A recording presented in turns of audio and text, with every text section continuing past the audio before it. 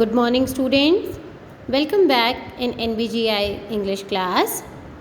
Today in class 10th, we are going to do day 1 of English grammar, where we are going to begin with tenses. Okay? Before that, in previous class, you have also read about tenses. Now we are going to read brief about same. Now see here, what is a tense? Tense define the time of work when it is done.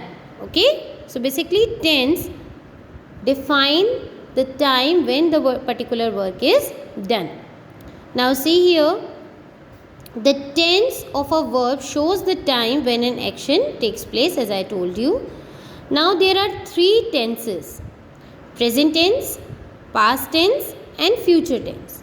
So present tense denote when the action is going on. Okay, past tense tells us the time when any action had already happened, and future tense tells us that some action will take place in future. Okay, here are some example, like they are subdivided in 4 types. Okay, indefinite, continuous, perfect and perfect continuous. Present indefinite, present continuous, present perfect and present perfect continuous. Same as past indefinite, past continuous, past perfect, past perfect continuous. Future indefinite, future continuous, future perfect and future perfect continuous. These are the subdivision. Now we will read in brief about description of tenses. So let us begin here with the present tense. Okay, present tense. What is present tense? This tense tells us when the particular action is going on. There is present indefinite tense. Okay, now see here for the rule.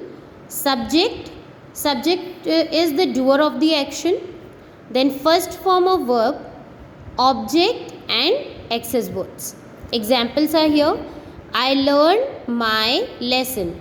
So here I is the doer of action. Who is learning the lesson? I. Learn is first form of verb. My lesson is object. Second example, we pray to God daily. Here we is used as a subject. Pray is verb, to God daily. Now student, look here, if the subject of is of the third person or in singular number, that means he, she, it, this, that or any singular number, then we add s or es to the first form of verb, like Ram tells a lie. So Ram is third person, so here with tell we have used s. Okay, Ram tells a lie. Manu goes to school. Manu is also a third person. So here with go we have used es in the verb. Okay. Now coming to next one. If we are moving to interrogative sentence of present indefinite, then we use do or does. Where we use do? Do is used with I, we, you, they. Here you can see with I, we, you, they or plural number we use do. Okay, and with he, she, it or any other third person we use does.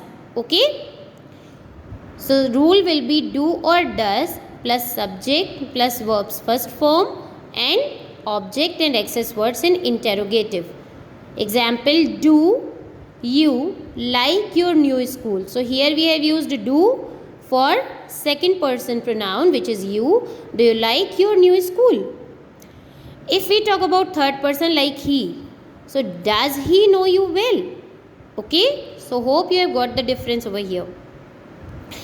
Next is negative. In negative sentence we put not with do or does. Same thing will be there, only use of do and does you have to remember. Rule will be subject plus do oblique does plus not plus verbs first form and object and access words. Example, I do not tell a lie. I is first person. With I we have used do not. Verbs first form and object. Here we will not put s or es because we have used helping verb do. Now look here, this example, Rakesh. Rakesh is a third person. Rakesh does not learn his lesson. Okay. So here I have given you present indefinite tense example in affirmative, negative and interrogative sentence. Practice these examples and exercise given you in your homework. Thank you so much and have a nice day.